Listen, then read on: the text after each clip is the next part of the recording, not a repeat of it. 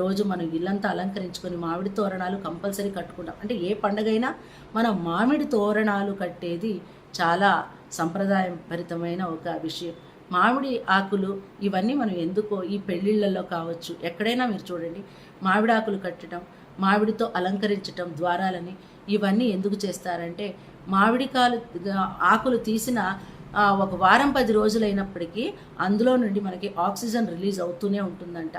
అందుకోసం ఆ మామిడి ఆకుల్ని ప్రత్యేకంగా మనం పర్వదినాలలో మరియు పండుగలు పెళ్ళిళ్ళల్లో మనం మామిడి తోరణాలు కట్టడం మన సంప్రదాయంగా వచ్చింది.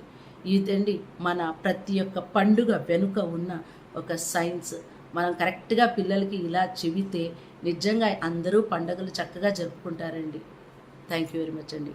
మరొక్కసారి శ్రీ విశ్వావసు నామ సంవత్సర ఉగాది శుభాకాంక్షలు. Thank you.